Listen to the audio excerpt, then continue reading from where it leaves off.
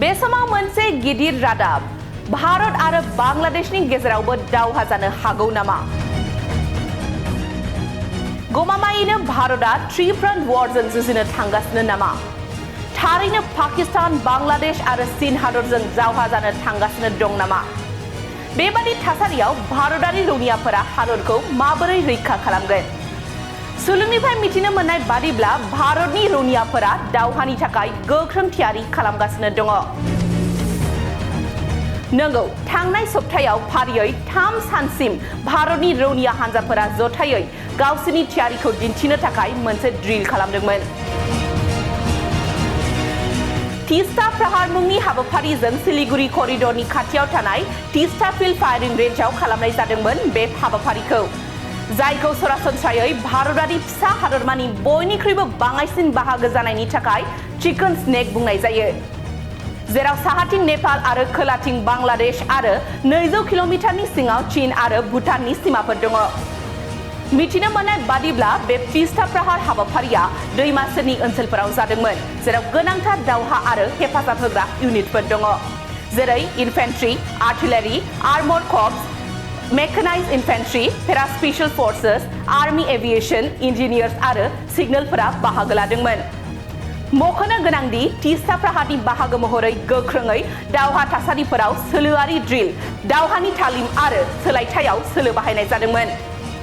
सुलुंनिफ्राय मिथिनो मोननाय बादिब्ला गुबुन गुबुन ओनसोलफोराव आरो गोब्राब बोथोरनि थासारियाव गोख्रै आरो गोहोम गोनां महरै अपारेशनफोरखौ मावफुंनो रौनियाफोरनि गोहोखौ गोख्रों खालामदों। इयुनाव हादरनि सुथुरफोरजों दावहा नांनो हानाय बायदि जोंनि रैखाथि हानजाफोरा गोख्रों जानानै थानो आरो सोलो बोलोफोरखौ बांहोनो बे हाबाफारिखौ लानाय जादों। बे समाव मोनसे गिदिर रादाब भारत आरो बांलादेशनि गेजेरावबो दावहा जानो हागौ नामा? गमामायैनो भारतआ थ्री फ्रन्ट वारजों जुजिनो थांगासिनो नामा? थारैनो पाकिस्तान, बांलादेश आरो चीन हादरजों दावहा जानो थांगासिनो दं नामा? बेबादि थासारियाव भारतारि रौनियाफोरा हादरखौ माबोरै रैखा खालामगोन? सुलुंनिफ्राय मिथिनो मोननाय बादिब्ला भारतनि रौनियाफोरा दावहानि थाखाय गोख्रों थियारि खालामगासिनो दङ। नंगौ, थांनाय सप्तायाव फारियै 3 सानसिम भारतनि रौनिया हानजाफोरा जथायै गावसोरनि थियारिखौ दिन्थिनो थाखाय मोनसे ड्रिल खालामदोंमोन। तीस्ता प्रहार मुंनि हाबाफारिजों सिलिगुरि करिडरनि खाथियाव थानाय तीस्ता फिल्ड फायारिं रेन्जआव खालामनाय जादोंमोन बे हाबाफारिखौ, जायखौ सरासनस्रायै भारतारि फिसा हादरमानि बयनिख्रुइबो बाङाइसिन बाहागो जानायनि थाखाय चिकन स्नेक बुंनाय जायो, जेराव साहाथिं नेपाल आरो खोलाथिं बांलादेश आरो 200 किल'मिटारनि सिङाव चीन आरो भुटाननि सिमाफोर दङ। मिथिनो मोननाय बादिब्ला बे तीस्ता प्रहार हाबाफारिया दैमा सेरनि ओनसोलफोराव जादोंमोन, जेराव गोनांथार दावहा आरो हेफाजाब होग्रा इउनिटफोर दङ, जेरै इनफेन्ट्रि, आर्टिलारि, आर्मर्ड कर्प्स, मेकानाइज्ड इनफेन्ट्रि, पेरा special forces, army aviation, engineers आरो सिगनेलफोरा बाहागो लादोंमोन। मख'नो गोनांदि तीस्ता प्रहारनि बाहागो महरै गोख्रोङै दावहा थासारिफोराव सोलोआरि ड्रिल, दावहानि तालिम आरो सोलायथायाव सोलो बाहायनाय जादोंमोन।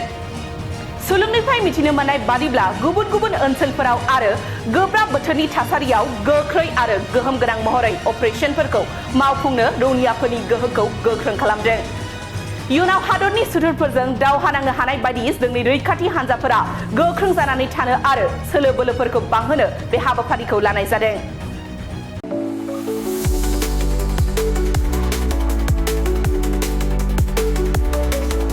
क'क्राझारनि CITआव मुं थिसननो गोसो जानाय फरायसाफोरनि थाखाय मोनसे गोजोनथाव रादाब। सेन्ट्रेल इनस्टिट्युट अफ टेक्न'लजि क'क्राझारआ 2025-2026 सोलोंथाइ बोसोरनि थाखाय मुं थिसननायनि एन्ट्रेन्स एग्जाम खुंनो थांगासिनो दङ। Diploma, BTech, MTech, bachelor and master of design आरो PhD नि थाखाय एन्ट्रेन्स एग्जाम खुंनाय जागोन। डिप्ल'मा प्रग्रामाव दङ CE, CSE, ECE, FPT, CAI आरो AMT। BTech प्रग्रामाव दङ CE, CSE, ECE, FET आरो IE। MTech प्रग्रामाव दङ WRH, CSC, FET आरो GET।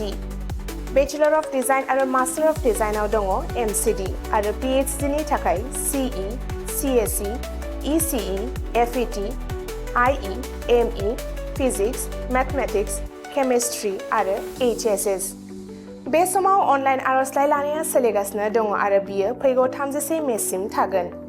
डिप्ल'मा, बिटेक आरो एमटेकनि एन्ट्रेन्स एग्जामखौ फैगौ 8 जुनाव खुंनाय जागोन आरो PhDनि एन्ट्रेन्स एग्जामखौ 15 जुनाव खुंनाय जागोन। आबुङै मिथिनो थाखाय एडमिशन सेल CIT क'क्राझारनि मबाइल नम्बर 9365031406 आव सुलाद लानो हागोन एबा query2025@cit.ac.in आव इमेल खालामहरनो हागोन। बेनि अनगायै cit.ac.in एबा admission.cit.ac.in बे मोननै वेबसाइटआव हाबनानै नायनो हागोन।